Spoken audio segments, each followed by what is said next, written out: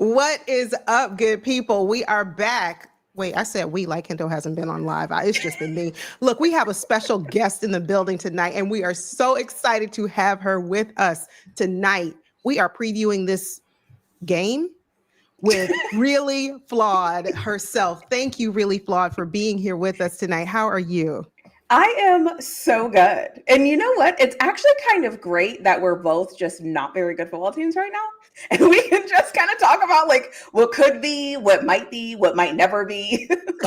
The game could end being 7-6 and nobody would be surprised.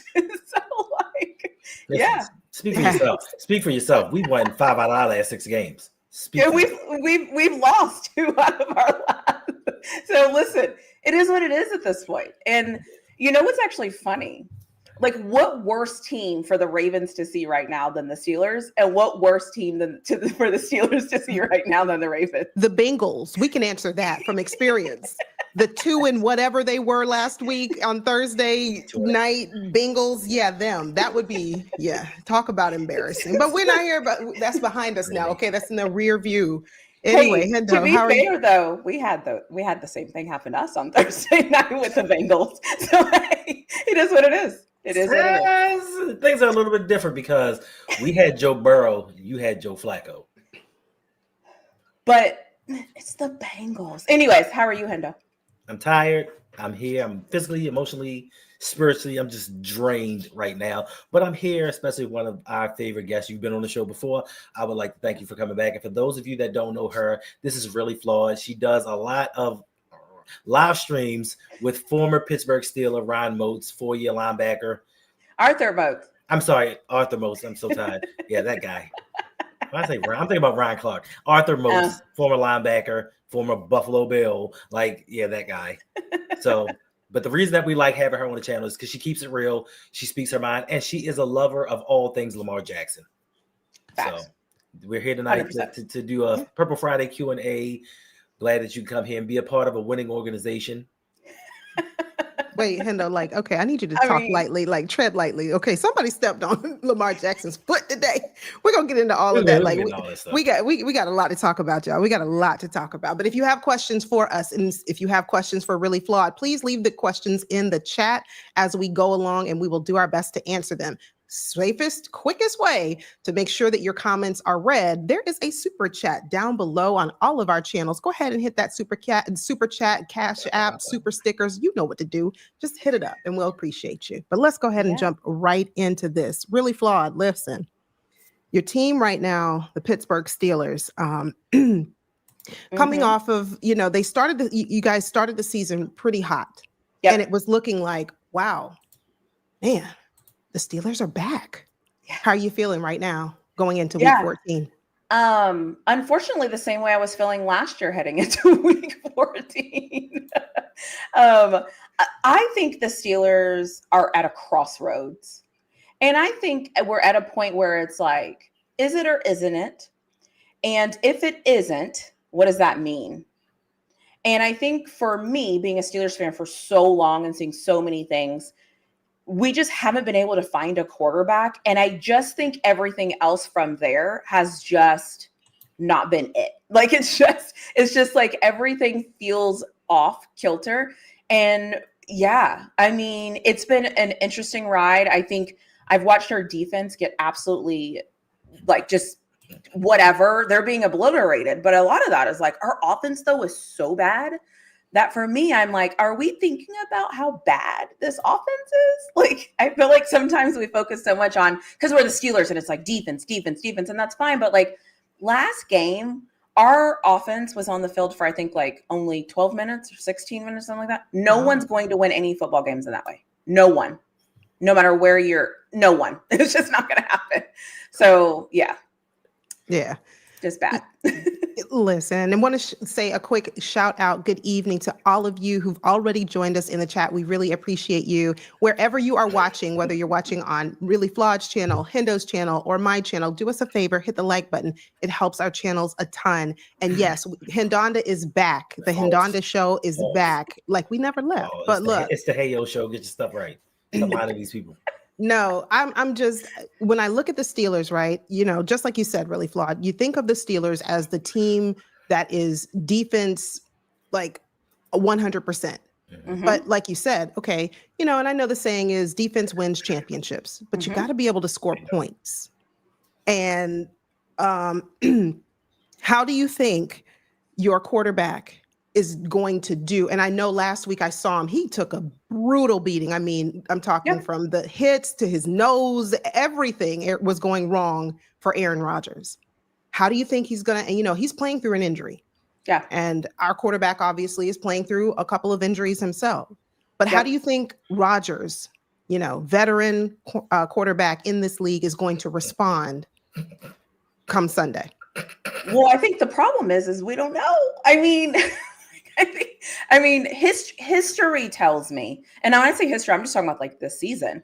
History tells me nothing because I don't know. Like, I think the problem, I feel like the foundational issue with the Steelers on offense is that we don't really have an identity. And I think when you don't have an identity, like, we don't know if we are going to, we're the Steelers, so we run the ball first to pass the ball. Well, we haven't really been able to establish the running part of this. And so then there's the Aaron Rodgers part of this where he, likes to do certain things, but now he has the wrist thing. So the things that he even likes to do, can he even do those things very well? I mean, he's 40 plus years old. Just had a birthday. Right. Where is he now? 42? 42. Yeah. So again, I don't really know. I'm on the camp, and I've been on this camp for probably 5 weeks, where I'm like, hey, just line it up, throw back, hike it, and throw it up there. Let's see what we got. Just tell everybody run deep. Couple people curl. Everybody else run deep. Just do that. See what happens. So that's kind of where I'm at right now. And I've said this too, the problem the Steelers have is every team we play has somebody that can change the game. I think, right, last week we played the Bills and they weren't playing very good, but they have Josh Allen. He's a difference maker. This week, the Ravens haven't been playing very good, but you guys have Derrick Henry. And historically, the Steelers have struggled tackling Derrick Henry the past 2 games that we've played, you guys. So it's even if we are a little bit better is just still not good enough because we don't have an X factor. We don't have a game changer. We just have a bunch of guys. We have a lot of them. We have a lot of them. You might know some of them. We used to have them. A couple of them used to be employed by the Baltimore Ravens on our roster. So yes, we're familiar. Hendo, what do you think? How do you think Aaron Rodgers, he's playing through, like she said, a wrist injury. He's not going to be able to go under center much, if at all. Nose look to be broken, but whatever. You play through that. Mm-hmm. How do you think Aaron Rodgers is going to respond? And remember, our defense, keep in mind how we have been, steadily getting better, but some games we're not, and we're banged up too in terms of our defense. So what do you think, Hendo, for this game? Oh, I think that this game is a wrap. Aaron Rodgers, as she eloquently stated, with the injury to Aaron Rodgers, she doesn't know if he's going to be able to do certain things that he's done in the past, but it is a left wrist injury. He is a right arm quarterback. So he's still going to be able to throw interceptions, throw the ball in the dirt. Nothing's going to change in that effect. But more importantly for me, the one fatal flaw that I think that is hurting this team is Mike Tomlin's inability to find an offensive coordinator. You had Todd Haley, you had Matt Canada. God knows why he brought in Arthur Smith. I love him for it because it makes his team worse, but they don't really have weapons. They decided that they were going to move on from George Pickens. I applaud y'all for that. Thank you, Lord. Thank you, Lord. But you decided that DK Metcalf was going to be the better receiver, and you gave him a boatload of money. But for people that have actually watched DK, who is a phenomenal athlete and a good wide receiver, his route tree is limited. So if you take away certain routes from him, he's not as effective. If you don't have a quarterback that can get him the ball, he's less effective. Now, your running game, that's where I think a lot of the issues come in at, because last week, y'all had 58 yards rushing, and you gave up 246 yards. Now, you said Josh Allen was a great quarterback, but don't besmirch the name of James Cook, because James Cook was the one that was doing damage versus you. And Derrick Henry, to me, is a better version of a running back. So if you guys couldn't stop him, especially with Patrick Queen ailing and who is it? What is it? Who's your first round pick? Harmon? Yeah, Derek Harmon. He's out for this upcoming game. So you have some pieces on defense that are already hurting, that gave up not a franchise record, but a record that has stood for at least 20 years for your team. So if they can do that, hopefully with the offensive line we have, we can do at least half. But I don't see that your offense doing a lot. Our offensive line is ain't really good, but that was what I'm saying. Let's flip that around and talk about how you guys played against the Bengals. How great was that against the Bengals? Let's not until we did. We are so trying to forget that game. I mean, look. I was embarrassed on Thanksgiving night. But so if we want to throw out, last week's games for both teams, let's just go. For both teams. Let's lock in and push it to the side. So we're going to throw those out and let's go to head-to-head matchups over the last season. The Ravens won the season series 2-1.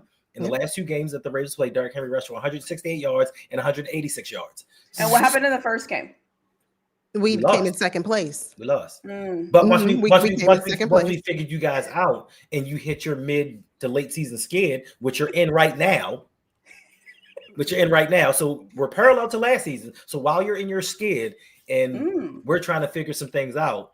That is so putting it mildly. We are trying to figure some things out. Like, okay, we're in week 14 You know, you're literally throwing interceptions to the air. Yeah, you're trying to figure letting the football go. It's like, oh, whoops. And I'm a Lamar fan. That's my guy. But like, bruh, like, what are we doing? A whole bunch of nothing. That's what we did. Rakib, thank you for our first super chat of the night with the $4.99 donation. Thank you for your support. We appreciate you. And just so that you know, really flawed, Rakib is a Buffalo fanatic. But Rakib comes by and supports this show all the time, even though he talks some trash. But Rakib said he took care of our dirty work. He took care of our lightweight for us. You're welcome. Thank you, Rakib. Look, I'm not sold on the Bills. I think the Bills. I'm just not. And maybe it's just because y'all beat us, and I'm being a hater. But I'm just not sold. But you know, like the last two times. Okay, why you got to bring up old stuff? Okay, why you got to do that? Like, you know, let's stay in this season. I don't want to talk about Mark Andrews and he just got paid. And never mind. How do we feel about those tight ends getting paid? How do you feel about that Mark Andrews? Hey, hotspot. No, you're not gonna do that. Appreciate you dropping by. Yes. No. Lindsay Bailey said, "Hendo, we have guests in the building tonight. Behave yourself." So. Really flawed asked a question. Oh, I'm sorry. How do you feel about Mark Andrews? How did you like that signing on offense? This is that is the signing that has divided a fan base. You have people on one side saying Mark Andrews is the Triple Crown receiving all-time franchise leader in categories for the Ravens team, but you have those of us, especially me, that say those feats weren't miraculous. 5,777 receiving yards for a franchise 30-year history. That's not a lot, but you have to give credit to where credit is due. But Mark Andrews, he has had 16 touchdowns over the last two seasons. Give him credit for that. People want to say that he is Lamar's safety blanket, so they had to re-sign him. Some people, I know drugs are prevalent in Maryland, but they said that he is the glue that holds this wide receiver room together. He does not hold anything together because he drops more than he catches. For me personally, in my opinion, I think that it was truly a mistake. People want to compare him to Isaiah Likely. Isaiah Likely's 5 years younger. He has more upside and potential. Mark Andrews, you can clearly see, is on the downside of his career. We got rid of Todd Heap, who was our leading receiver at one point. We let him go at age 30. Because they had this relationship with Mark Andrews, they wanted to keep him around. They talk about, he's a hard worker. He does this. That's cool. But is he a winner in the playoffs? And somebody on Twitter today was like, I thought that Isaiah Likely had these mind-numbing stats in the playoffs that make people just go crazy over him. But my thing is, he's played less years. He already has 2 touchdowns. He had the game-time touchdown, so to speak, in the game versus Buffalo for a young player. He came up big in big moments. Mark Andrews, through 8 playoff games, has 8 drops, caused a couple turnovers, fumble. They want to talk about the drop 2-point conversion. They missed the fumble. The fumble pissed me off. Goal line. You can't forget that at the goal line. Like he didn't fumble at the goal line. He fumbled, but we were about to take the lead. He was in the middle of the field. He was in the middle of the field about to take the lead. And they want to talk about that one game like it is his only faux pas throughout his career. I'm looking at upside. I'm looking at things that people could do in the future. Next season, we may be strapped for cash, and we have a boatload of free agents. Tight end, 30 plus years old, was not on my to-do list for the Ravens. So and Yolanda knows how I feel about Andrews. He comes up big in certain spots during the regular season. You cannot take any of that away from him. But when it comes to the postseason and when we need our best performers to perform, he falls short every time. And certain people are going to tell you, what about Lamar? What about Lamar? Lamar has made his mistakes throughout the playoffs, but I can give you 16 times where Lamar has led a game time drive. I can give you countless accounts of where Lamar Jackson has accounted for touchdowns. Can anyone in here tell me when Mark Andrews has accounted for any touchdowns in the postseason? You can't. So stop bringing up Lamar Jackson, because Lamar Jackson, even though he had 2 turnovers in that Buffalo game, second half he was lights out without his number 1 wide receiver, and a portion without his number 2 wide receiver. Mark Andrews is supposed to be his security blanket, his number 1, his go-to, but he cannot count on him when the playoffs start. And I thought that this was supposed to be his redemption season, where he came in and showed everybody raw that, I'm a businessman, and last season was this season. This man doesn't have, 400 yards yet? And they talk about he's having an all-time great season for a tight end. He has 373 yards receiving through 14 weeks. How is that great? He's getting paid like a top 10 tight end, but his numbers don't reflect top 10 tight endness. So yeah, to me, you like it. He loves it, actually. I can't wait for the Steelers to sign Darnell Washington to a big deal. I can't wait for that. Listen, and I'll give my thoughts really quickly about Mark Andrews. So I have been a Mark Andrews fan, primarily because Lamar really has called him kind of like, hey, that's my guy. Again, it's Lamar. He is your, leader of the team. I doubt seriously we're ever going to hear Lamar get on the podium and say, oh, you mean Mark Andrews, the one that can't catch a pass when I need him? Oh, you mean the Mark Andrews who lets me down time and time and time again? Oh, you mean the Mark Andrews who... I don't think he's going to say that. So obviously whenever he's questioned about Mark Andrews, hey, about this drop, this fumble, he's just like, oh, that's my guy. He's going to bounce back. We all have not so great games. And that's the leader that he is. However, if we rely purely on stats, Mark Andrews has not been dependable. He's not been reliable. And so for him to be extended before our center, we have other issues. We have other pressing needs, I think, than signing. Yeah, well, we're not even going to go there with offensive line. And I see you, Imani says 77 going to get a contract extension. If he does, you said the same. Don't shake your head, Hendo. Don't do that. I'm sorry. Is that the guy that keeps stepping on Lamar's foot? You know why? Can I just say something? Yes, the funniest part to me is the Steelers were picked, I think, to win, be 3rd or 4th in the division this year. I don't know. We were picked to just be bad, right? So for me, anything above that, we're technically overachieving per what people thought we were going to be, underachieving per Steelers fans, right? Because Steelers fans were supposed to go undefeated, win the Super Bowl 75-0, right? So, but the funny thing is the Ravens are more talented, have all the things, had all the draft picks, have the quarterback, the receivers, the tight ends, the defense, the quarterback, all the things, and they just can't get right. It's literally they had every year it was this is the Ravens year. This is going to be the Ravens year. This is going to be the year Lamar figures out. This is going to be the year the offensive line protects him. This is going to be the year the receivers catch the ball. This is going to be the year the defense is able to stand up. The defense can't even stop anybody. They're negative in turnover margin. So for me, I am what is going on?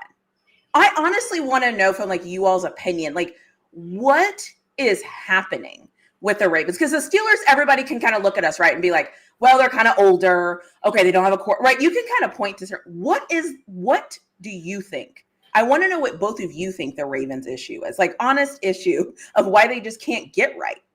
Coaching. That is, but mentality. So, and the reason I left this comment up is because a lot of people have said we re-signed Mark Andrews because likely wanted too much money. And my issue with the Ravens brass and front office and some of the fans, not you, Joey, because you the guy, is the fact that no, that's my guy. Is the fact that it's always a this or that mentality. Oh, pay Mark Andrews or pay Isaiah Likely. How about neither? How about you draft somebody or get a free agent in? There were other options out there that the Ravens could have gone to, but they want to stick to this antiquated notion of stay loyal to the guys.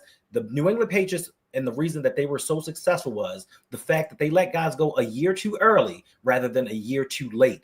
And we stand on sentimentality. And Mark Andrews is a John Harbaugh guy. It's moves like this why, if let's say, for instance, that Mark Andrews declines next season, now we're going to have to sign another free agent tight end to come in and pick up his slack. Now that's more money we spending on a position that is not of need. So is it the GM?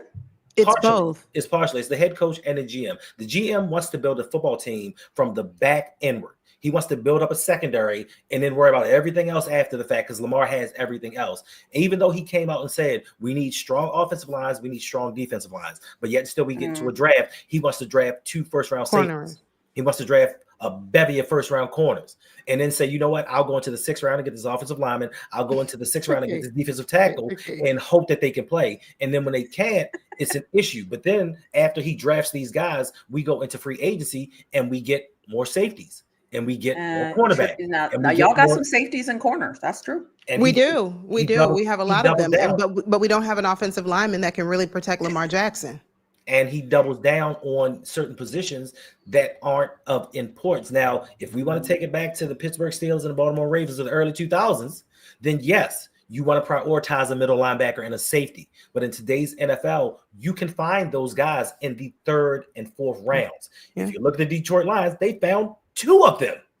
But yet and still, we need to have 2 first-round safeties. And then we need to bring in a 3rd safety so our first-round safety can be put in a position to prosper. Like, it's just a whole bunch of things that just don't make sense to me. Now, are they good players? Yes, they are. But they don't affect NFL games like people think that they do. People constantly talk about defense wins championships. If defense wins championships, why have the Ravens nor the Steelers, why have they not won a championship in so long? Because they've had some of the better defenses in the league, but they haven't had offense. That's why neither of us haven't had a championship in a very long time, in over a decade. Yeah, we can't score enough points. Well, see, we could, in the beginning of the season, the Ravens were putting up 40 points, 35 points. We were doing it, and then we thought, oh, well, Lamar is continuing to get banged up. Oh, Lamar's taking all of these hits. Oh, Lamar, but he'll just be fine. He'll, just shrug it off and keep going. Okay, now fast forward to week 14. And he's playing through multiple injuries. And we see that, and not to mention, again, we can talk about this all night. Our offensive line isn't really helping out. Thanks. So with that said, we're not scoring points or, in recent weeks since he's come back. Listen, shout out to Kwame. Appreciate the super chat. Says, not factual about stats, and though Mark Andrews has been our best receiver for 8 years. If you want to talk postseason, mention someone who stepped up. Glad that you said that, sir. But since you want to talk about stats and not being factual, Mark Andrews has played 8 playoff games. He's averaging 39.5 receiving yards per game. Not even 50 yards per game. 0 touchdowns. What's not factual about that? But if you do want somebody that stepped up, look at Hollywood Brown. He stepped up in the playoffs every year. Not Mark Andrews, not his safety blanket, but he stepped up. Even outside of a few mistakes here and there, Zay Flowers has stepped up. So, yeah, Mark Andrews has been non-existent for someone that's supposed to be his security blanket. For the first 4 years of his career, he was literally his only receiver that he really went to and had, and yet still couldn't give you 50 yards a game. And Kwame, you said, Hendo mentioned earlier that Mark Andrews fumbles more than he catches the ball. For me, it's not about how many times did he catch the ball, how many times did he fumble. Well, certainly that plays a part. But I'm also considering when we need you in a crucial moment, is Mark Andrews a playmaker? Oh, he's our best receiver in the regular season. No. Right. But that's just Zay's our best receiver. I was going to say, no, let's stop it. He's not, because we can certainly look at Zay Flowers' stats and argue that. But my point is, when you have a playmaker on your team, playmakers make plays. Playmakers shine. I mean, that's true. And that's true. If you can't say that about Mark Andrews consistently, that's a problem. But 56 million and 39 million should say he should make at least a play, not even plays. Yeah. Give me a play. So since we want to talk stats and stepping up in the playoffs, when has Mark Andrews done anything in the playoffs? Mm-hmm. Anything. Give me a Mark Andrews playoff moment. No, there's not. There's probably not one. There's probably not one. Listen, someone said earlier. Give me one. I'll ask for one. Someone said earlier, this could be. Someone said earlier that this could be the tight ends game. Freiermuth. Like seriously, somebody said this really could be a game of the tight ends. How are you feeling about your tight ends, really Flawed? I like our tight ends. Okay. I like our tight ends. I don't think they're the issue. Yeah. I mean, if this is a tight end game, I mean, point Steelers. Like, we have so many of them. We have 5. Pick your poison. So, I think the problem, what's kind of funny is, like, as I'm just sitting here thinking about this, I think it's going to be one of those games where, because if you look at both of us, we're struggling in similar situations, if that makes sense.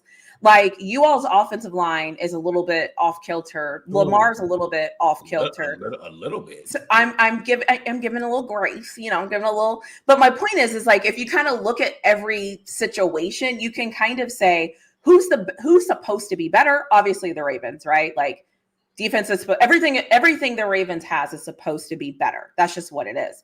But then when you just look at this game that it's Ravens Steelers, that's where things get interesting, because it's like, where is that moment going to pop up in this game? Like, where is that going to show? Like, is it going to be, does that mean it's going to be a low scoring game? It's going to be weird. Does that mean it's going to be an awkward high scoring game? I can't remember us ever having, maybe one time in the playoffs, we had a really high scoring game. I feel like the game that was it the game we were down like 21 points, or anyways, my point is like, when has that ever happened? And so I don't know what this game is going to be. Like, I honestly just don't know. Like, it could be ugly, right? It could be like a 3 turnover Lamar game, but we also have 3 turnovers, and we're like, it could just be like a hodgepodge of like, what is this game? So, listen, you said a mouthful there with that one. It could really come down to that. Like, what are we watching? That's how I felt this last game. When I'm watching the Ravens primetime Thanksgiving night, I'm like, Ravens, don't embarrass me. What am I watching? Like, so for me, it's a matter of what Ravens team are we going to see? Are we going to see a team that we saw early in the season where the offense was just right? They were able to score points, but our defense was terrible. Then we got to a point where that flipped and our defense started to improve, but our offense went flat. Lamar exits stage left, and here we are. We can't seem to play one complementary game of football where both offense and defense do very well. If that happens, when that happens, I think the Ravens are a very good team. It's just a matter of right now, we're not playing to that degree.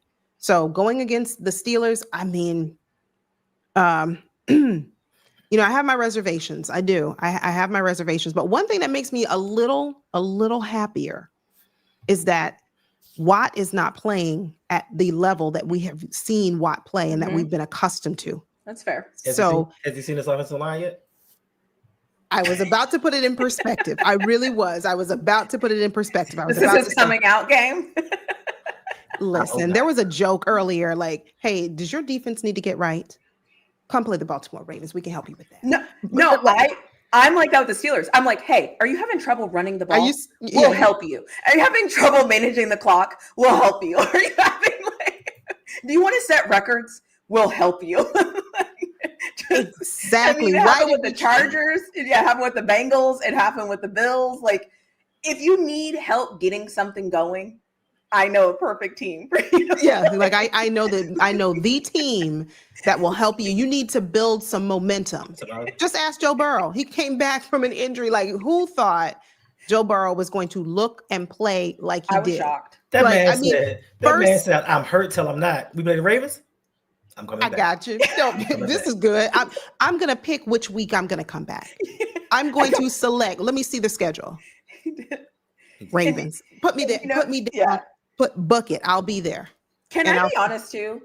Yeah. Joe Burrow is Joe Burrow, right? Yeah. And Joe Burrow did what we expect good quarterbacks to do, good players to do, right? He had a Joe Burrow moment. We expect it. He waited his time. He did what he needed to do. He did what you expect a great quarterback to do. I'll commend him for that. What actually shocked me was how bad Lamar played and how awful the defense looked. I did not have that on my I didn't have that on my bingo card in any way, shape, or form. Lamar, because it was a Thursday, he's coming off of an injury. I kind of feel like I'm seeing a trend happen on these Thursday night games. So, okay, you know what? Okay, fine. It was still awful, but okay. What has happened with the defense, actually? Like, what has actually happened? Like, what is it?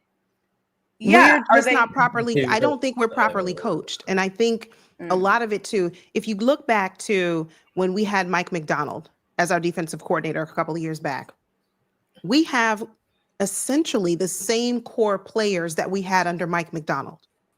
Here and there, you know, we lost a piece here, we traded away a piece here and there.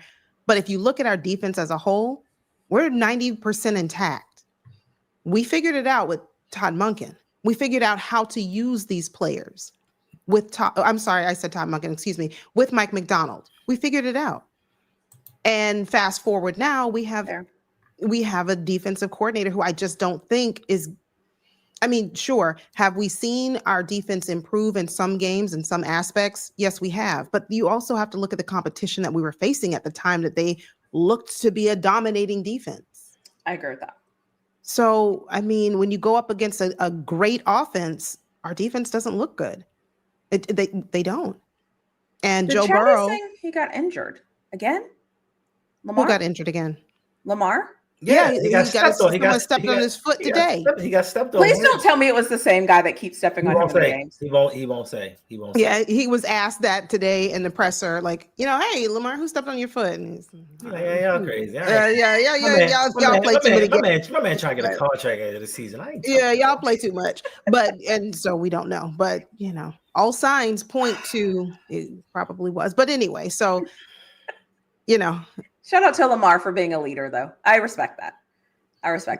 Yeah. All right. So let me ask you, Miss Really Flawed. All right. So we talked about your offense not being able to get right. But if it is a game where your tight ends, all 5 of them, have themselves a day, it could be problematic for us because we still have issues defending against tight ends. But moving on to your defense, right? Who has been your one player that you consistently say, no matter what, throughout this season, this player is one that you need to watch out for? Oh, Jalen Ramsey, playing safety. Okay. Yeah, like I think so. It's interesting. So, okay, if we're ignoring last game, right? Because anytime you're on the field for 42 minutes on your defense, like it doesn't matter. No one's defense is good after 42 minutes. We'll just wash that one away. I think if you look at who we've been throughout the season, the consistency of the Steelers has been Jalen Ramsey being able to manage the back end of the defense because the front end of the defense hasn't done much or anything. So we need kind of somebody preventing some things happening. And I think Jalen Ramsey still presents challenges for quarterbacks that are facing him because they know he's back there. And so I think that helps. And so I think he's been helpful. But then there's certain games, though, where our defensive line does step up and our linebackers do step up. It's just the Steelers have been consistently inconsistent. So game to game, like I might say one guy, but then the next game I'm like, yeah, not that guy. No, not him anymore. So it's like, I don't even know. That's what I'm saying. Like obviously we're 6-6, right? Like 6-6 states. Your team is extremely average, really good at being inconsistent. Mid. Your team is mid. Yeah. So I mean, so if I could say, and I think I'll be honest and say minus last game, I think that Jalen Ramsey, the games that we have won, even the games that we have been close in, even like against the Bears, if you watch the way Caleb Williams played quarterback, he always kind of knew where Ramsey was and tried to make sure to do something different. That lets me know you're impacting the game. Now, whether you're always making the play, we all know in football, it's not about who's always making the play. It's about who's impacting the way that players are playing around them. And that's Jalen Ramsey. It just sucks that he's our safety. So he's like he's like the back end of the back end of the back end. But the truth is, everybody else has just been, doing their out there. Yeah. Hendo, if there is a matchup from the Steelers defense to the Ravens offense that kind of gives you a little concern, who would those two players be matched up against one another? I don't have a matchup, but I do have a player that I'm most concerned with, and that player would be Darius Slay. He's going to be on his couch laughing at us both. Like, I got out this game right in time. I'm retiring, so I can sit on my couch and laugh at both of y'all because, damn, like, what? You know what? You didn't have to. Because neither one of y'all is neither one of y'all look like anything. That man said, "I'm Ricky. You know what? And you know what, Ricky? Darius Slay said, "Oh, the Bills want me. You know what? I need to contemplate my life choices. I need to rethink some things. I need to go into a corner and sit. I'm not going to report." So there must be some truth to that. Listen, he just wants to go back to the Eagles. That's I mean, he can't really now because. I just said, but I do think. I think that may be a move he wanted to make. But one of the issues with the Steelers defense is, and we talked about this early in the week, is that the Steelers defense has been on the field a full 2.5 games longer than any other team in the NFL. So you're this far along into the season, they are tired. Mm-hmm. This is why the Buffalo Bills can run the same play 29 times in a game and rack up 240 yards because they're tired. Their offense is giving them nothing. They thought that they were going to get more out of Aaron Rodgers and DK Metcalf. He doesn't have anything around him. Calvin Austin III, I thought he was going to be a solid receiver when they drafted him, but but more importantly, Mike Tomlin, who I respect and think is a great head coach, has picked poorly with offensive coordinators, and the front office has not provided him with a quarterback since Ben Roethlisberger has retired. So since that office has been in flux for the last few seasons, the defense has had to carry the load. And when you start getting a little bit older, those reps, those practices, those games start to take a toll on you, and they can't hold up the way that they used to. And when you get older, those guys are starting to get injured. So now guys have to start compensating. Jalen Ramsey, even a couple of games, he had to switch from safety to corner because so many of their cornerbacks were getting hurt during the game. So I just think that those guys are tired. Hopefully this is the game that they don't get their legs under them. Keep doing what you've been doing. You sucked in, suck this Sunday. We got a date for the division league. Wait, you don't get to talk about any other team sucking because you know why? When we do our live streams, what is the clip that you have for the Baltimore Ravens? Oh no. We suck again. Right there. We're going to tread lightly. Coming from way downtown. Thank you so much for the $20 donation. We appreciate your support. Wow. Popped in to say hello to my future ex-wifey and dogs fan. Wow. You've got a future ex-husband. All right. I love it. Well, he said wifey. He said wifey, so they're not getting married. So, this is ex. Like, I'm just saying. My future ex-wifey and dogs fan. Her mac and cheese is flawed, but she knows ball. Go Falcons. Oh, hold up. You know what, Reggie? You came from way deep, so I'm not even gonna say nothing. But no, leave Reggie alone. Reggie. Thank you, Reggie. Yeah, be nice. But I mean, I'm not being mean, but I'm just like, turn down Lamar because he gets too injured to sign Kirk Cousins. While he was injured, then you drafted a dude who was injured all throughout college. No, but he was injured all throughout college. So, but go Falcons because listen, Andre Rison used to be one of my favorite wide receivers. Not Andre Rison. Andre Rison was my dude. When him and Dion was on the same prime time and showtime, I'm telling you. Andre Rison is good on what's that video? Super Tecmo Bowl? Is he? He's really good. But I don't think was he with the Falcons in that game? I mean, he was. Anyways. He won the Super Bowl. Totally random. Well, we appreciate you, Reggie. Thank you. If you have questions for us, make sure you ask now. Make sure you drop your questions in the chat. We are not going to be here all night. But I do want to know, really Flawed, does this game the outcome of this game, does that really tell you where your Steelers are? Or does that tell you if the Ravens win, where the Ravens are? I really think it depends on the game. Because the interesting thing about last week is after halftime, right, is where it really took a turn.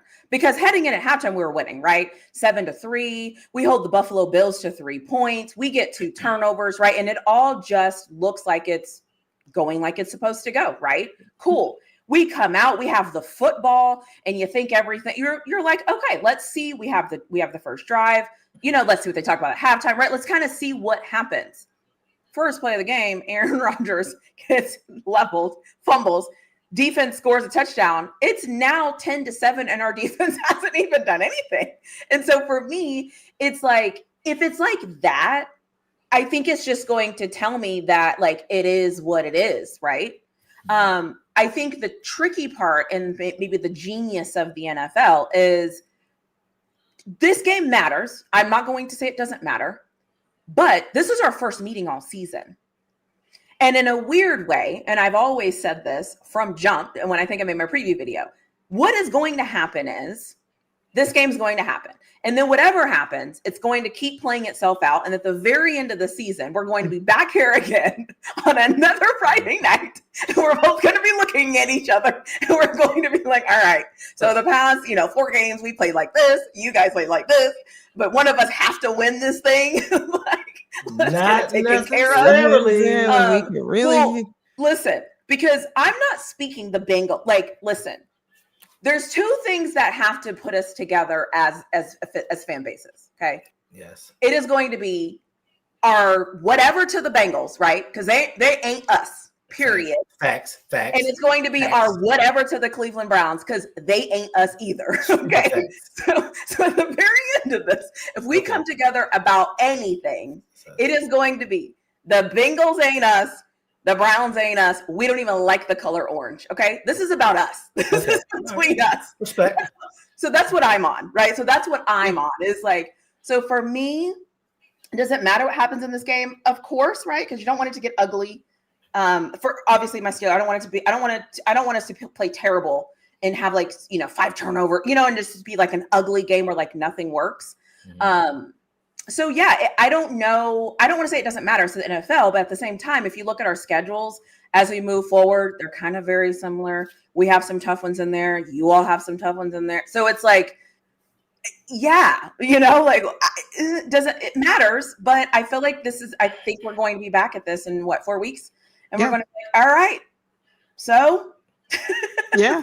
Hendo, to you, and then we'll get to the question for the panel. To you, Hendo, I'm sorry, the question for the panel, but for you, does this game give you an idea really of where the Ravens stand if we win? And then conversely, if the Steelers win, does it really tell you as a team? Yes and no. With the way that both teams are playing, it's not going to give me much comfort if we win. I'm not going to feel extremely down if we lose, but I will feel some solace in the fact that if we do beat the Steelers, it'll be our 3rd consecutive victory versus them. And there was a time when there was this speculation we couldn't beat the Steelers. Lamar couldn't get past them. They were Lamar stoppers, and he couldn't do anything with this team. So for us, just with confidence, it lets us know that, they're our division rivals. We're mirror teams, but we can beat them. So psychologically, I think it does something for us. But I think even if we lose this game, it's not going to be too telling on the rest of the season. Now, what's going to be telling to me for us is that Packers game and the Patriots game, because division games are tough. Like the Browns suck. Dylan Gabriel and Shador Sanders, they played us tough. Like they don't have a real quarterback. Excuse me, fellas. They don't have a real starting caliber quarterback, and yet still the game was extremely close. So division games are tough. The Steelers, even though they're down, we're down. It could be a hard-fought game. Like we talked about before the stream started. When was the last time we had a Ravens-Steelers game where nobody was really amped? Fan bases aren't even really talking smack to each other. We just sit here looking at each other like, okay. Well, we'll see what happens. Kumbaya. Yeah. For me, I think this is a tell-all game. Like the Ravens have to win this one. You cannot lose 2 straight games against division rivals and like really think, because, and I guess the same can be said about the Steelers. We've dug ourselves in a hole. Right. Going 6-6, like we've kind of, dug ourselves into this pit, and now we got to claw our way out of it, especially if it's like, fans like myself who want to see this team succeed. It's going to be an uphill battle against the Steelers. No matter what, this is, like Hendo said, a division game. The Steelers, I expect this to be a very physical game, a very tough game. So, for me, I'm looking at it as like a true test of like where the Ravens are. Do we have what it takes to win these tough, gritty, hard-fought games? Do we have it? And if we don't, then That's a problem. That's a problem. But question for the panel from Only Morale. Thank you. All right. Let's see. Let's go. I'm sorry, ladies and gentlemen. I am getting over something, so pardon me for the coughing and whatever. But question for the panel.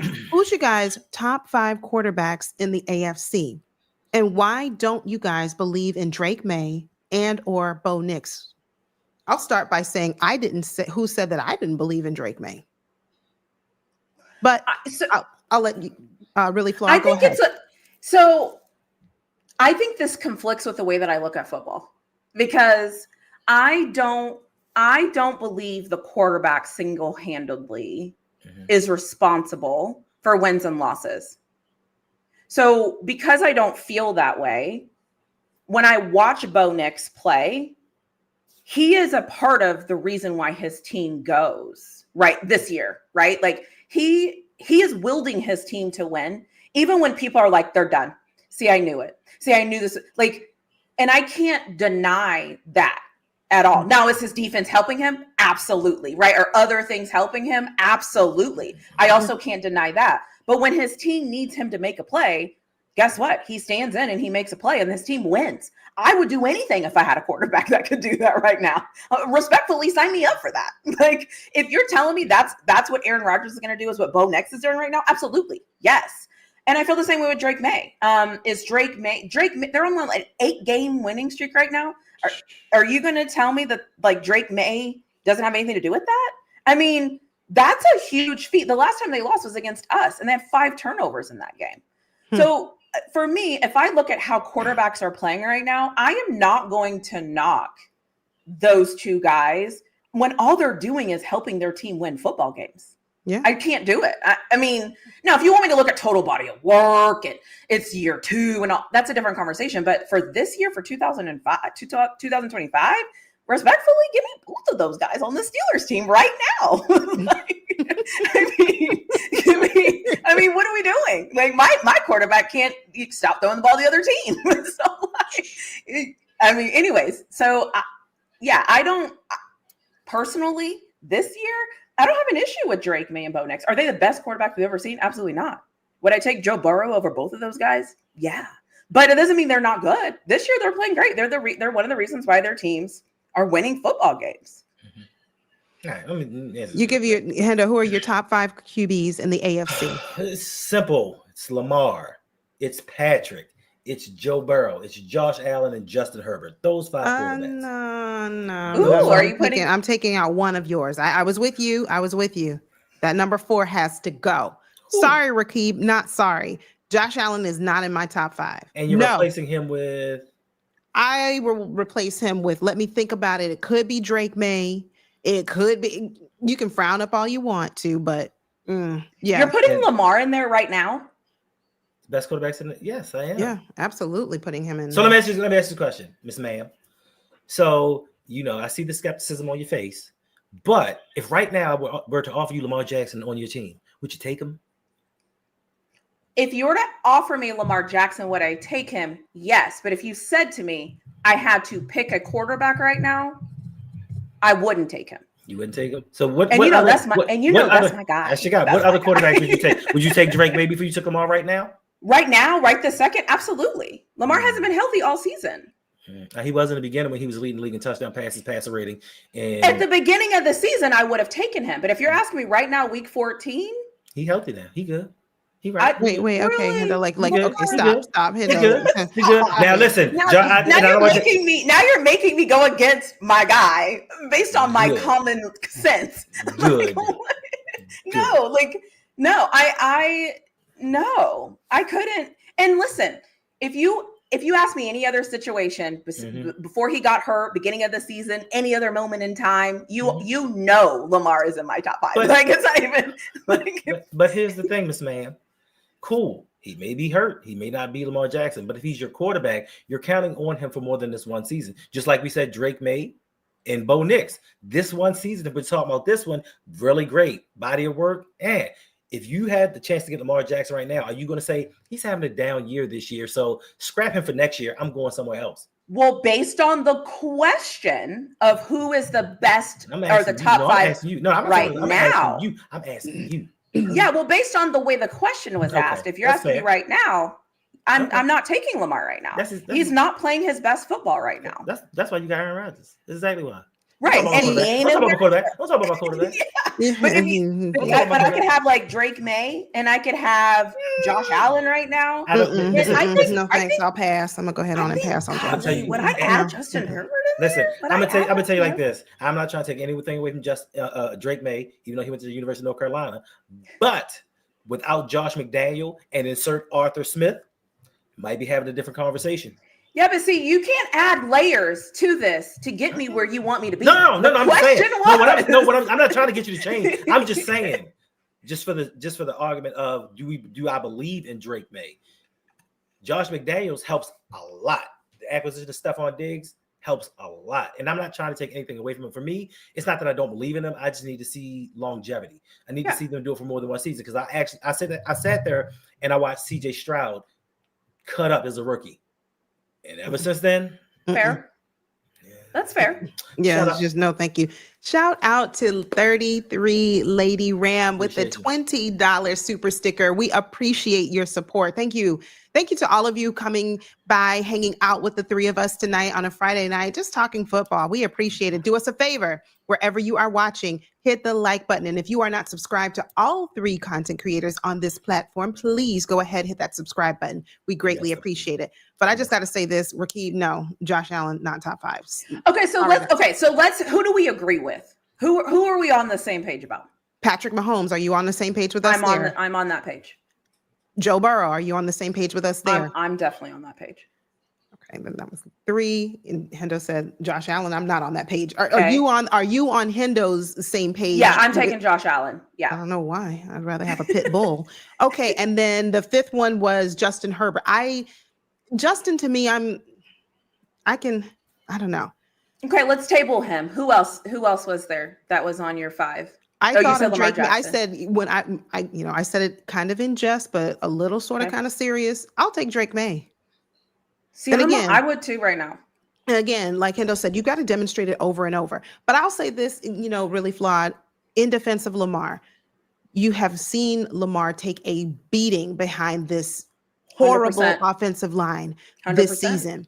You take even a not 100% healthy version of Lamar, which is what you're seeing right now. You take this version of Lamar and you put him on a team that has an even slightly better offensive line, even just like marginally better than what we have.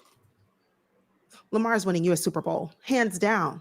You take Lamar, Derrick Henry, put them on any team. You name a team right now, drop it in the chat. Name a team who has even a 2% better offensive line than the Ravens. Name one. Drop it in the chat really quickly while I read the super chat from my guy, Mr. Rakib. He paid a lot of money to get where he got, defending MVP Josh Allen. Listen, Rakib. They give participation trophies for 2 professionals too. Yeah. I mean, and everybody has a bad day and everybody has an off day. And when they cast that NFC. vote for Josh Allen, that was just like, that wasn't it. I take Matt Stafford, but that's NFC. I take Matt. Yeah, I was going to say for everybody. Yeah, I think a lot of we're talking about only AFC. We're not talking about the NFC. I think those questions. No, that was way back. That was. Oh, okay. He might be answering your question. Who knows? Right. The question was name a team. And I said, drop it in the chat. Who has even a remotely better O-line than the Ravens? Saints, Panthers. I'm seeing these teams, Colts. I'm seeing these teams that have even a marginally better offensive line. Bills, you take Lamar even at whether, I don't know, 80% healthy Lamar, 85%, maybe even less than that. I don't know. But you take an 80% Lamar Jackson, put him on a Bills team behind that offensive line, put him on the Saints team, put him on another one was the Saints, the Bills, Colts. You put him there. He's winning you a Super Bowl this year. But you got him behind 77. 72. Okay, even Arizona, absolutely not. You guys, have you seen Arizona play? Have you seen Baltimore play? Have you seen Baltimore? No. So listen, trust. No, trust me. Listen, you put Jacoby Brissett behind this offensive line. He's not setting NFL records for passes. He's not going to get off the field. Are we talking about previous years? No, we're talking about right now. He just did that. He just did that a couple weeks ago. He's not doing that in Baltimore because he's not going to be able to stand upright. Oh, you're talking about if he. I was like, wait, okay. Yeah, like if you take Lamar Jackson right now, this Sunday, put him on another team. You put Lamar Jackson and Derrick Henry on another team who has a better offensive line, even slightly better than what we have as the Ravens. Well, he's winning that team a Super Bowl, even though he's not 100% healthy. If you say Derrick Henry and Lamar Jackson, I think that changes the conversation. If you say just Lamar, then I'm moving the needle much. Because some of these teams don't have a Derrick Henry. Derrick Henry and Lamar are like the perfect match of what's going on. Like if they had an offensive line, like they would be like the dynamic duo. And then whoever else they get to play to offset Derrick Henry, obviously, like it wouldn't matter. Yeah. No, again, but I think that changes the conversation if you could take, because you could take Lamar Jackson and Jonathan Taylor and you have a completely different outlook. But everybody overhypes that Eagles offensive line. I'm sorry. Well, they've been injured. They've been banged up though. And that's why when people keep saying it, and they have like, have you ever looked at their penalties? How many holdings they've gotten and how many false starts they've gotten? Mm-hmm. Like they're like, we've got to stop buying into this narrative that this year that Philadelphia Eagles offensive line is what you think it is. Well, no, I don't think. I think Saquon Barkley has regressed a little bit in comparison to last year too. So it's not just that's a little bit of the offensive line, but more importantly, it's more on that fraud, Jalen Hurts, not being able to. Oh, that's a different car. Not being able to throw the ball because now they can stack the box. He's not throwing. You have AJ Brown and Devontae Smith, and you're not even getting them the ball. Like it to me, it look. And I'm not saying he is, but it looks like he's not interested anymore. He's like, I got my Super Bowl, I've gotten my contract. It is what it is. And his performance kind of hurts that offensive line a little bit. They've been banged up. They're missing Jason Kelsey. Like it's a lot of things that have transitioned.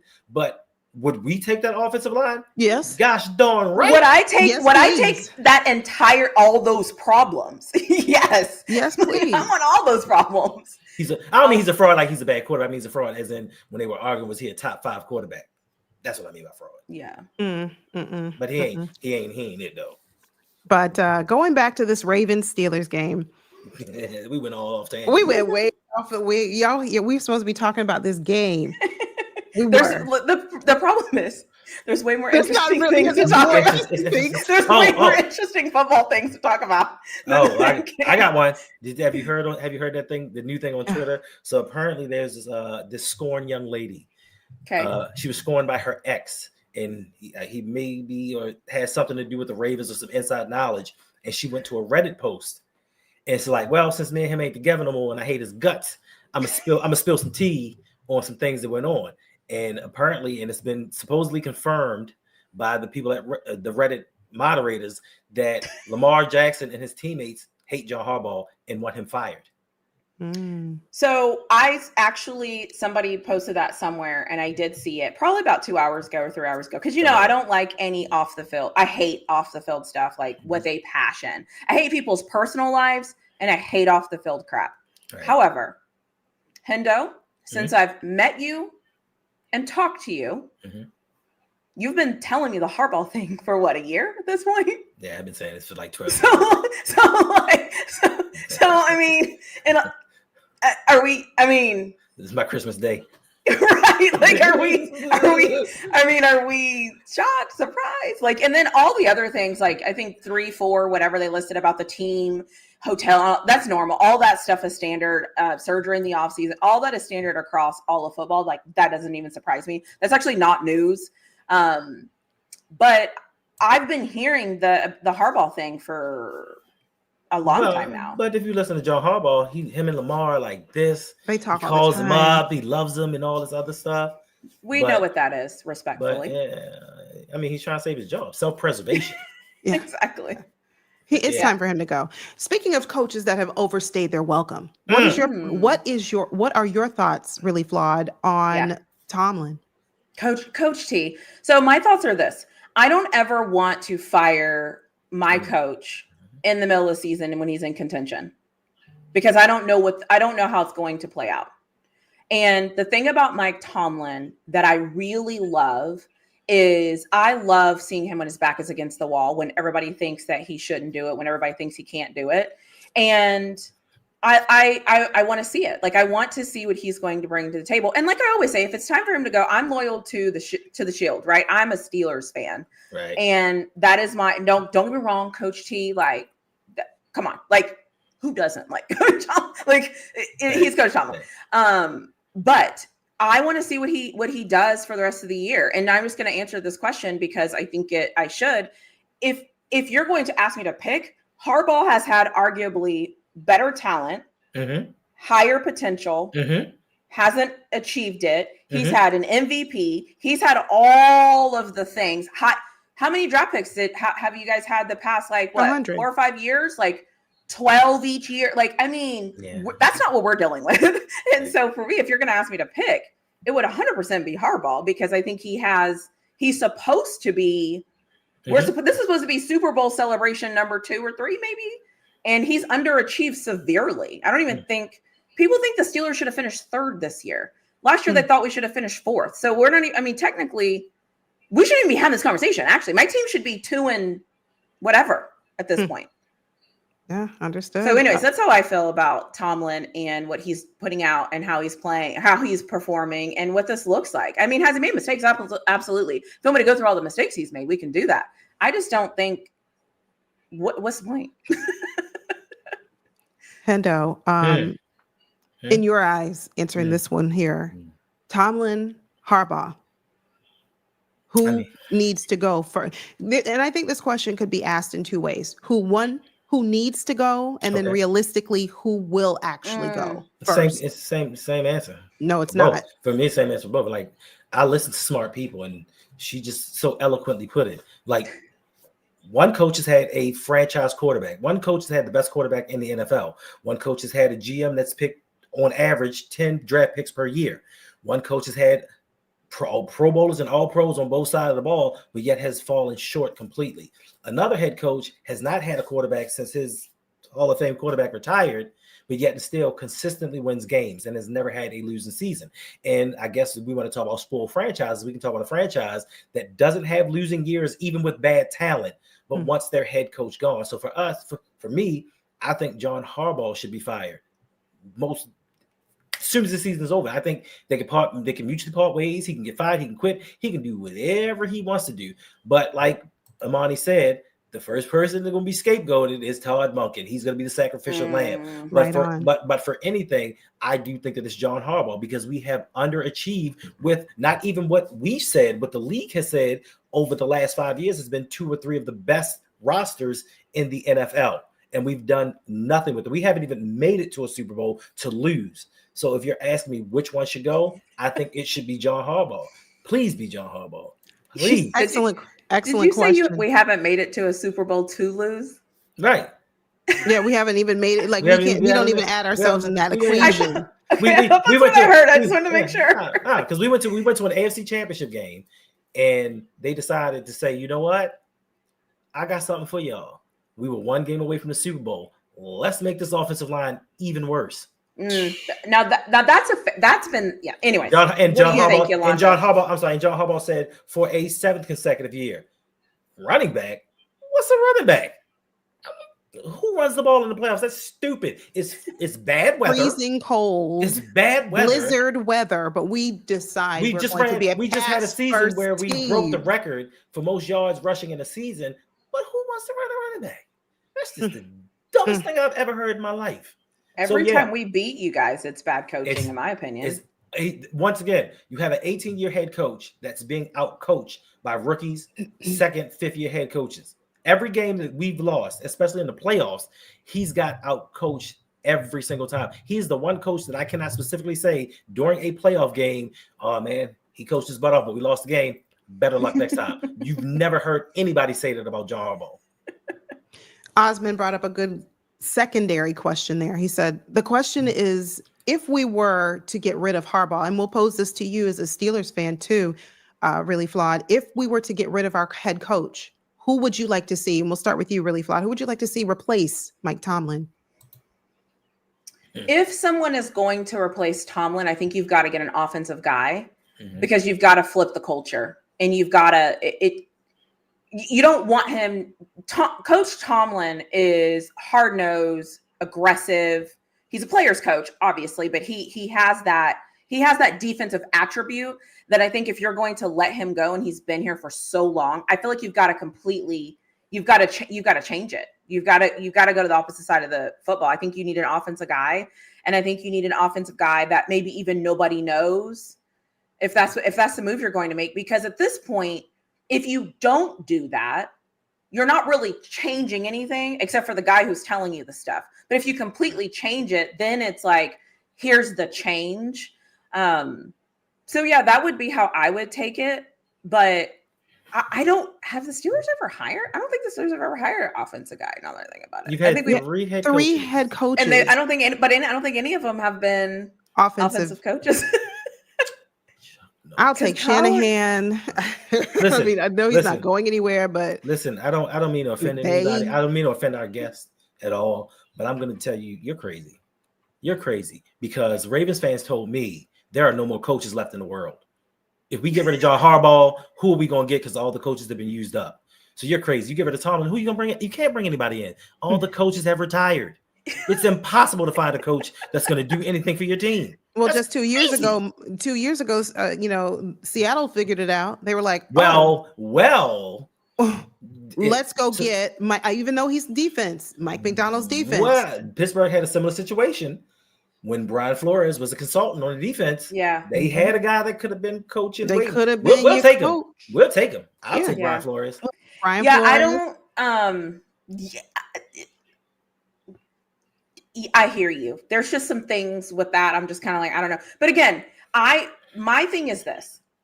As a Steelers fan, I like to say I'm like a rational Steelers fan, right? I'm never too high, never too low. Like, that's just not how I roll. I don't crash out. I'm not like whatever. The common sense thing to do would be like, everyone is whining about one thing specifically, and it's our offense, right? And everybody is saying our defense is old and whatever. So if they're old, cool. You can bring in new guys for defense or whatever. And people don't like the defense coordinator because when you lose, nobody likes anything, right? That's just how it goes. True. So for me, it's like, in order to almost flip this, and I always say that you're trying to compete against your division first. And you have a Joe Burrow-led Bengals team. No matter what you think about them, as a whole, that offense, those weapons, that offense is that offense right now. The offensive line, but the offense is the offense. So Agnes, I think you have to do something to spark it. I think you have to do something to change it. And I also just believe that fans don't really matter. Like in college football, the fans matter. Because if your fans are upset, they're your boosters. They're the people that are getting the tickets. It's different. In the NFL, they don't give a damn about the fan bases. You just go ask my Gators. We're about to make some moves. My Gators. And so for me, like if they fire Tomlin and then bring in someone that's just like Tomlin, it's like what are we doing? But I don't think he should go anywhere right now. I think he's perfectly fine exactly where he's at. And I think it's a conversation for another day. But if it has to happen, I will be screaming top of my lungs, give me an offensive guy. Whoever he is, if he's retired, bring him out of retirement. Well, we brought people out of retirement, Dean Pease. Stop trying to get rid of Dean Pease. Not as a head coach, but to assist our defensive. Oh my gosh, I have it. Go get Coach Sark from Texas. Everything works itself out. Y'all go ahead. Y'all have him. Take him. Good. Now we're gonna go get somebody from the Florida Gators because that's a winning team. Okay, so I want to get into this game, right? Let's talk about who we think is going to come out with a dub on Sunday. Is it going to be the Steelers or is it going to be the Ravens? We'll start with you, really Flawed. If you had to say, I know it's kind of Well, listen. In the air, this is my opportunity to be a homer. I'm going with the Steelers. And I'm going with the Steelers because I don't think that Lamar Jackson is 100% healthy. Mm-hmm. I don't trust Harbaugh to actually run the football down our throats, which is what he should do with Derrick Henry repeatedly, and then bring in the next guy and then the other guy and then Derrick Henry again. I don't trust him at all to do that. And the other thing is too, is I think the defense for the Ravens is leaky, just like our defense. And so why not? I'm going Steelers. I'm going Boz last second field goal to win the game. And after the game, we all look at each other and we say, what the fuck was that? Was that good or bad? Like, what do we do with that? So that's where I'm at. Okay. All right. Hey, Dantana. Chaos. I see your Bears are doing well. So thank you for coming by and hanging with the lowly AFC Northerners. The midders, the mid teams. The mid teams. But Hendo, same question. This game, Ravens, Steelers. Who are you taking on Sunday? You already. Baltimore Orioles beat the Pirates 3-2.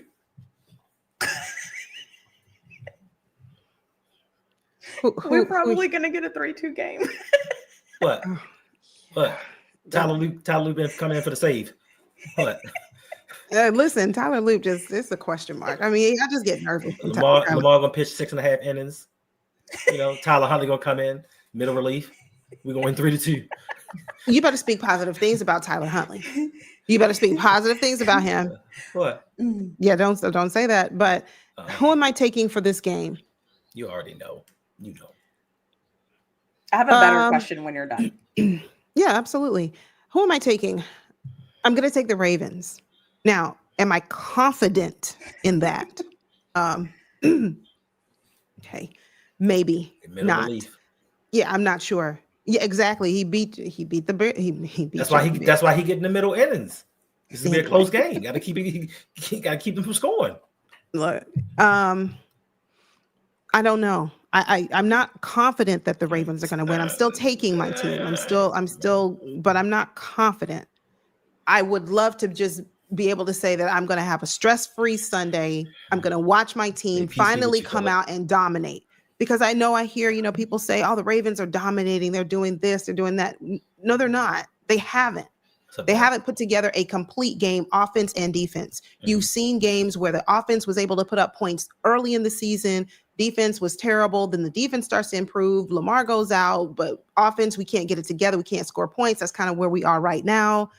We're banged up, but that's no excuse. This is the NFL. This is week 14. Most players are playing through something, but you got to be able to, come out with the win. And so I'm going to take my Ravens. Not 100% confident in that, but I'm still sticking with them. Score prediction. Where? Drop it in the chat. What is your score prediction? Who are you taking? But really, Flawed, what do you think the score is going to be? The score is going to be 14-12. You laughing, buddy? The score is going to be 14-12, and somebody's defense is going to get close to scoring. But that's what's going to help it. Somebody's defense is going to get close, and I'm going 14-12. Okay. That's about how I feel like both teams are playing right now. An ugly 14-12. We can't hear you, Yolanda. Oh, sorry. Right, because she knew she was talking about your bull job, so she said, let me mute myself while I say this so nobody can hear me. 14, no, whatever. Hey, Doc, thanks for joining. Thanks for being here.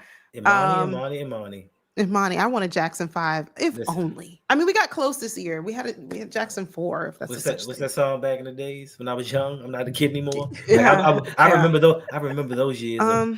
Hendo, I remember those years of Lamar throwing a touchdown. Man, that was some good time. That was so good. Those were the good old days. Hendo, score prediction. 9-6. Okay, let's be serious. No, I am serious. Listen, the Steelers scored 7 points last week, we put a 14 versus one of the worst defenses in the NFL ever. And you talking about some be serious. Be serious. Be serious. Be serious. I mean, like, okay. I'm just saying, listen, we had 2 turnovers and we only put up 7 points. And we don't know who's gonna step on Lamar's foot during the game. Okay, that's enough. That's enough. I mean, that's what I'm saying. Like, and my thing is too, is like, and anybody who's watched me anywhere at any time, I have been saying repeatedly, like, the Steelers offense is like so bad and so inconsistent that I just don't even know. I mean, we've scored, like, I think in one game this year, I think we scored 10 points. I think in another game, I think we scored 20 points. We struggle to score points. Anybody 5 touchdowns. I don't care. But Ty, hey there, thanks for being here. Ty said it's gonna be a game, and I'm like, Ty, okay. Realistically, we were probably saying the same thing about going into play against the Bengals with Joe Burrow coming back. I'm sure people were saying, oh yeah, this one's in the bag. Ain't no way the Ravens are about to lose. Prime time at the bank, Thursday night football. We're playing Joe Burrow, who's just coming back, hasn't played a down in the NFL since week 3, 4, whatever it was.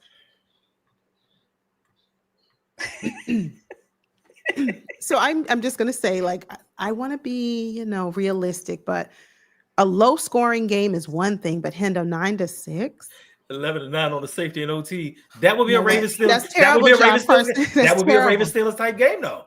But let's be honest though. If it's 11-9 and somebody wins in overtime, that's a Steelers win. That's how we win. That's how you guys win. Yeah, I don't want overtime. You guys are a little bit. I mean, come on. Like, if we're matching past 5 years to kind of, you guys are supposed to win. Most, like, the past 5 years, I feel like you guys are supposed to win every single game. When it doesn't happen, it's because, like, wasn't last year one game like 16-18? When you guys were like the number 1 defense or offense in the NFL? Yeah. Remember, all we did was kick field goals the whole game. Yeah, that's it. Yeah. We didn't even score a touchdown. Yeah, there was one game where the running back that y'all don't even have anymore, he scored the touchdown on Patrick on Roquan Smith. Roquan. Just Najee Harris, he scored that. Right, just like random. There was the pass against Marlon Humphrey on like 3rd or 4th down. It's just little things that y'all get. You guys, your head coach said, keep it close. The Ravens rely on analytics, and they're going to mess up somehow. If we keep the game close in the 4th quarter, we're going to win because we're going to win the game. And we are too predictable. And if it's a close game, that's how you guys beat us. So if we can go out here and we can start fast, if we look to what happened in the past, just a week ago, if you start fast, it was all good just a week ago. If we look at what happened and we run the ball, if Derrick Henry gets stopped, so what? You continue to run him. I don't see a team that sees the same play 29 times and said, you know what? That looked different. I can't stop that. Go right ahead. If you can't beat that, we don't deserve to win. Yeah. Hey, Doc, he wants to know, is it snowing? It was snowing today.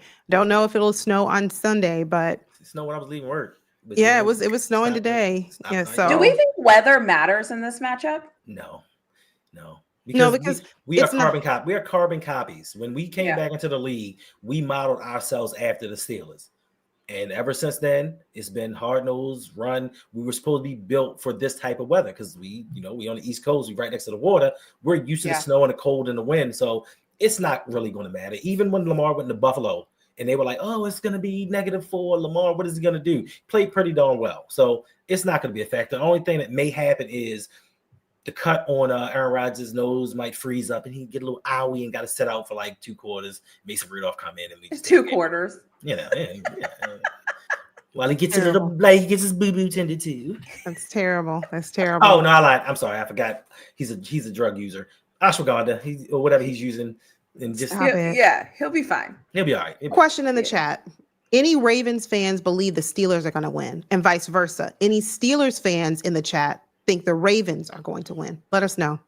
If you're not taking your team, let us know and tell us why. We're all taking our team, but we're not all confident. We're all that's why I want to know. The Ravens? It could be a Steelers fan. I've seen a Steelers fan. I saw a podcast earlier this week. Steelers fan said, I love my Steelers, but I'm taking the Ravens in this one. If we lose, everybody is flip-flopping. Like the Steelers fans are flip-flopping, saying the Ravens, and the Ravens fans are like, well, this is the opportunity for the Steelers to come in. I'm like, oh my God. Fandom. Right. See, gotta love it. You see what the NFL has done to us? We got Bears fans thinking that they bought that life now. Like they had one good season. Now it's bear down. We're number one in the NFC. Leave my goddamn look at us alone. and look at we're Their doing. record is better than ours, so you stop it right now. Stop it. It took us 100 years, but we might finally get a 4,000-yard passer. Look at me. Wee. Oh boy. Thank you, Clot, for being in the building. Clot wants to know who is our guest. Our special guest is Really Flawed. We will link her channel down below after this stream. Make sure you go over and check out Really Flawed's channel. She covers, she's a Steelers fan, but she covers sports all together. So she loves her Texas Longhorns and them Colorado Buffaloes. Oh gosh, can we just not even talk about the Colorado Buffaloes right now? I was gonna stop right there at Texas and just let them go explore. Let it ride. Yeah. I had your back. I'm triggered all of a sudden. I'm triggered. Look, it's been rough out there for the Colorado. The Steelers and the Ravens are better than that. Okay, so we're talking about tears at least. Listen, I want to apologize. I was a little excited and really upset about the Ravens, and I spoke in earnest. Let me retract my statement about Jalen Hurts. He's not a fraud. Archie Manning's the fraud. Sorry. Go on, continue. We do have a super chat donation coming in from RTB Dre 74. Thank you for the $2 donation. RTB says Harbaugh is Doc Rivers. Yes, he is. Of the NFL. Harbaugh. What a great analogy. He is. Yeah. Most blown 3-1 leads, and the guy who gets in the playoffs and blows the best rosters. Yeah. Yeah, I mean, and that's the thing. Nobody can ever say that the Baltimore Ravens roster is like they get every year. I mean, every year in the draft, every year. Everyone's like, yeah, be ready. Don't blink. They got it this year. This is the year. Oh my gosh. For this year, everybody, best defense, best constructed roster. Everybody was like, "Oh, they're going to the Super Bowl." Best draft. And we're 6-6. Yes, Devin, we did. We beat the Bears. Oh, you said draft. Oh, with Tyler Huntley. Another first round safety. Hey, Miss Flawed, can you? I know you know about football, right? I just want you to answer me one question, if you could. If you know the answer to this, can you name me another team in the NFL that decided they needed 2 first-round safeties? No. Okay, I'm just asking. I'm just making sure. That's just the kind of foolishness that we do. We have ownership rights to that type of silliness when it comes to drafting. Dan Tana, thank you, my guy. I appreciate you. Thank you for the $10 donation. We appreciate the support. Dan Tana writes, "We, the Bears, made Jalen Hurts look like a fraud." You missed it earlier. Hendo called Jalen Hurts a fraud. And we stopped the tush push, which no other team couldn't. I'm sorry. It was a couple other teams that stopped them. But Dan Tanner, I'm going to give you y'all props. Y'all out there doing y'all thing. And winning games. And guess what it took? Guess what it took for them to do that? A coaching change. New coaching. That's what we talked about. Wow. Oh, my gosh. Daniel Jones went from the Giants and being a bum to being like Danny. Semi-relevant, but the Colts are winning. And what did it take? A coaching change. But when we speak of coaching change, it's blasphemy. It's how can we get rid of John Harbaugh? Who else is going to have us be mid in the playoffs? Anybody? Splasher said, "Where is Mike Green?" Mike Green? Yeah, okay. We just gonna put that one on the back. No, we not. Listen, Mike. The problem with the problem with us is, as a lot of fans, is we have high expectations for high draft picks, right? And we expected Mike Green from his production in college to come in and be something special. We keep forgetting he played at a smaller level school. But more importantly, look at the talent around him. The general manager did not put a competitive roster up front to help him out. We are relying on him to be our pass rush, and you should not expect a second-round rookie to do that. He's doing just fine. Outside of Draymond Jones's 5.5 sacks, the one that he got with us, Mike Green is leading this team in sacks with 2.5. So for me, I think he's doing quite well for the position that he's been put in. Mm-hmm. He didn't start off super spectacular, but he had to get acclimated. And I think now he's doing better. Now that Tavius Robinson is back and can take a little bit of pressure off of him, I think he's going to take that next step. Now, he may run into a little bit of fatigue because in college, they don't play as many games, but I think he's progressing the way I would expect him to. The bigger question is, where's Malachi Starks? Yes, he got a couple of gimme interceptions. He got gifted some super chats in his hands, but outside of that, where has he been? Like, he's dropped some interceptions. He's missed a lot of tackles. He's taken a lot of bad angles. We expect more out of our second round pick than we do our first round pick. And I wonder why that is, because teams don't take 2 first round safeties. Yes, they do. The Ravens do. Doc Rock said, my Raiders can't win a speeding ticket. Look, I've already told you what to do, Doc. Send Max over our way. RTB Dre coming back with another $2 donation. Thank you for the support. He writes, bring in Brian Flores as head coach and watch how we succeed. Thanks. Because he'll hire the right offensive coordinator. Yeah. Like, he knows I ain't about that offensive coordinator life. He'll bring in the right guy. He's been around success. He's been in a New England system with Bill Belichick, who a lot of people don't know this, but Bill Belichick knows football. He knows offense, he knows defense, he knows special teams, and it would surprise a lot of people. So some of that rubbed off on him, and he's been a part of a winning organization. We just take for granted that we have wins every season, and that's because Lamar Jackson drags us over the finish line. He masks a lot of deficiencies that we have on his team. So now we're just like, oh, John Harbaugh is this great coach. What does he do great in games that says you went and outcoached that dude and you had a masterful game plan? When has John Harbaugh went to a game, especially during the playoffs, and you said, you know what, we were losing, we were down, but you know what, that in-game adjustment, he hit it right on the head? No, you don't. You see him with his mouth open, breathing. Stop calling them in a mouth breather. Stop it, Endo. Be nice. I like my guys. We believe in our guys. I have faith in our guys. They fought hard. They played a good game. The film that I watched really didn't show. It wasn't as bad as I thought. And is that what he says? Like after, like not after Mondays, the game, but after he has to watch it. No. He says after the game, as soon as the game starts. I like our guys. It's just one game. There are many games ahead of us. We just got to get better and keep practicing. And I saw some good things out there, but I'm gonna have to look at the tape. But I can just tell you from what I saw, things look really good. Coach Harbaugh, why did you only run the ball 2 times? That's just the way the game went. Yeah, sometimes that's how the game flows. You want to call the best plays to put your team in a position to succeed. This man said you only get 4 quarters. What do you want me doing 4 quarters? How many carries is Derrick Henry going to have this game? Wait, you only get...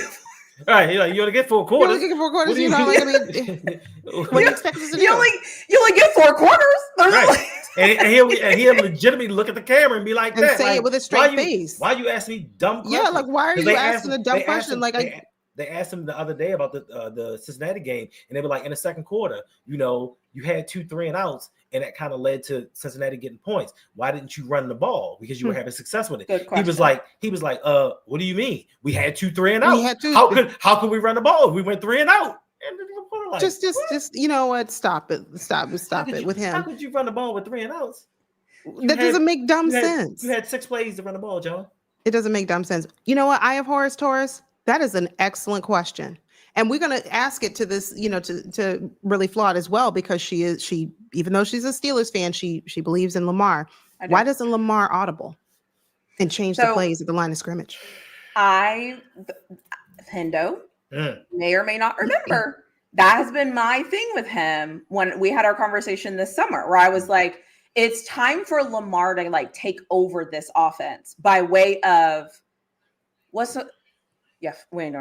so we're I think that's at some point because and I said this about Cam Hayward in the offseason. Cam Hayward was holding out because he was like, I'm gonna get a deal. Right. And I was like, team holdout, right? Because I'm like, you do what you do, bro. Because in the back end, there's players that are saying thank you, right? Because he's upping everybody's salaries and contracts and things like that. I feel like it's where's Lamar? Where is that from him? I think it's him to do that. But I think the problem is that Lamar, the way he audibles is, all right, I'm going to run this play. I'm going to look at it. If it don't look good, I'm just going to take off anyway. So I feel like that's the next evolution of him is audibling into plays that he can throw out of, because he also is going to start getting older. He'll start slowing down eventually. He has to kind of do some of the things differently for him. So that's what I think, is that I think that's the next evolution of his game, is being that person that kind of looks around and is like, nah, we're going to change that. So I agree with you. I agree with you, really, Flawed. But one point I kind of disagree. I think this year, especially with all of the injuries that Lamar has trying to still play through, and he's rallying, right? He's really rallying. I think when you, like you said, he sees a defense, is like, no, this ain't it. Let me go take off. We have seen him very hesitant in taking off, running with the ball, where normally years past, it wouldn't even be a thought. Like he would automatically run. This year, I don't know that he's physically full body able to do that as he would like to. So that goes back to the question, Hendo, and I'm going to ask you, why doesn't Lamar change at the line of scrimmage the play call when he sees like, no, okay, all right, what? Don Munkin dialed up this? No way. No, I'm changing this. Because he ain't me. We had this conversation, Lonnie. Like, we recently had this conversation, and I told her, I said, on the low, on some real stuff, like, Lamar has to take ownership of this team. Like, and not even just the run aspect of it.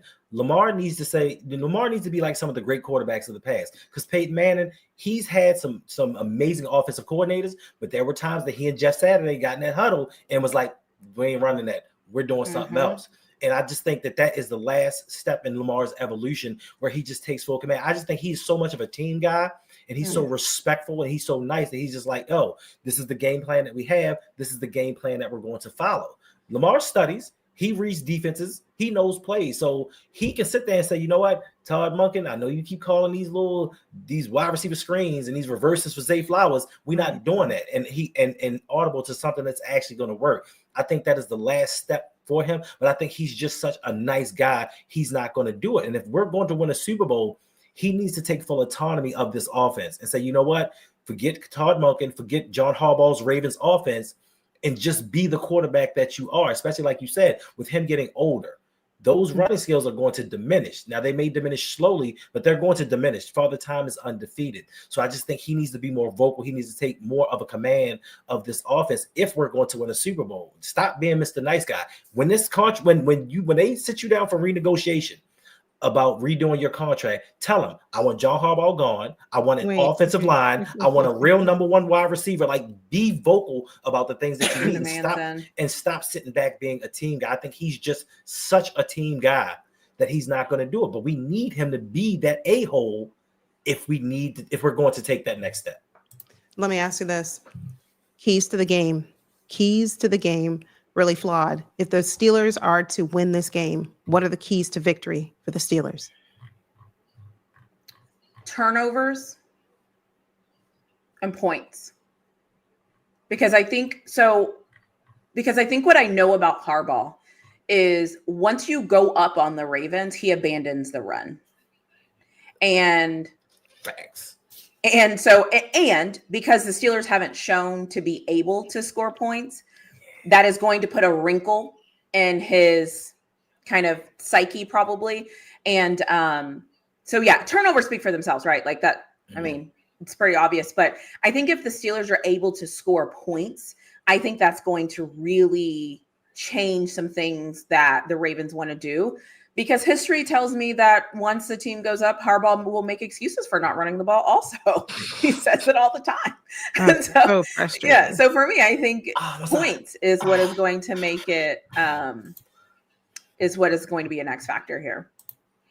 Okay, if you are a Steelers fan, drop your comments in the chat. What do the Steelers need to do to win against this Baltimore Ravens team that is really trying to fight their way back? We do have a super chat, another super chat from RTB Dre74, coming back yet again with another $4.99 donation.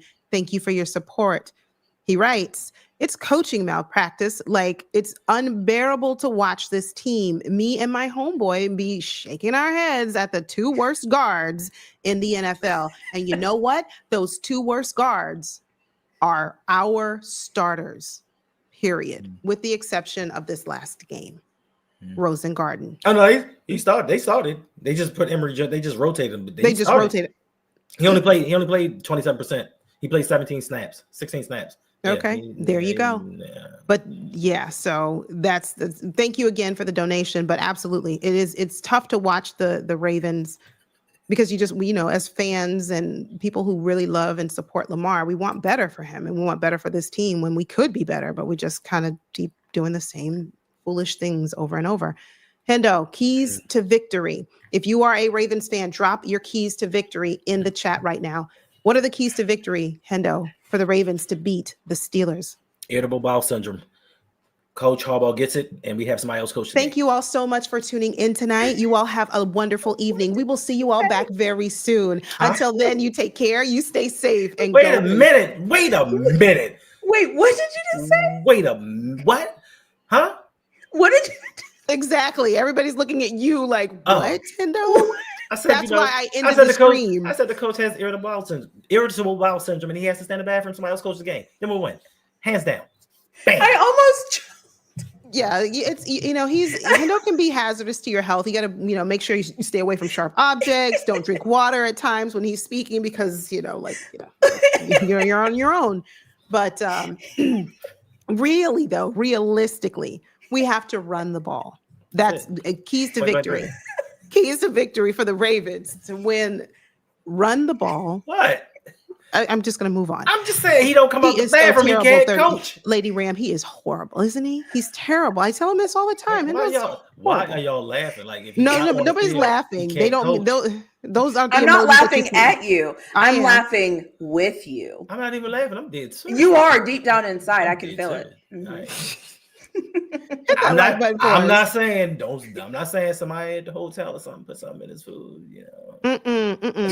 Stop it. Hey, homegirl told us the key to kind of get to the floor, right? The floor, right? Yes, go to the key. Listen, ain't nothing wrong with a few hours of Hershey squirts. All right. Well, we appreciate you all tuning in. Thanks so much. We will see you guys back really soon. Wait a minute. You didn't even let her say what she's got going on her channel. Because when you say stuff like this, it's just an automatic game over. But anyway, we hope you guys have enjoyed. Well, wait, Yolanda, what do you think? Give us you close this out. Like, what do you think if the Ravens are going to win this game? What will they have to do for you to win this game? Ignore him. Yeah, I like that. I like that, Flawed. Really, Flawed. We'll just ignore him. So to win this game, the Ravens have got to make better decisions. They have to make better decisions. And by that, I mean, okay, if we're going to maintain our starters at offensive line, which I don't think we're going to make any adjustments, we are going to have to run the ball. Do not have Lamar Jackson out there running. We do not need that. He, like someone said earlier, they stepped on his foot today. We don't know who the he is, but his foot got trampled on. So we already know he's playing through several injuries. Like, we need to take the pressure off of Lamar Jackson to the extent we're able, run the ball. We also need to see tight ends get involved, especially the ones that just got paid. And by get involved, I mean more than one catch. Not driving touchdowns? Exactly. That. So those are just some of my keys. And for our defense, in order for us to win the game, our defense has to be able to get turnovers. Like, we need to be able to capitalize on the fact that we are playing a 42-year-old just not performing as well as he used to, Aaron Rodgers. Mm-hmm. If we can't capitalize on that, if we can't get a turnover because of that, then all these millions and billions and bajillions of dollars that we've invested in our defense, it's for naught. So, like you said, Flawed, we've got to win the turnover battle, secure the ball. And that's something Todd Monken said that they focused on this week in practice. Ball security.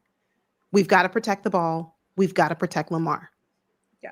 And we got to get some turnovers. Keys to victory. That's it. That's how we win. Are you guys going to be live on your...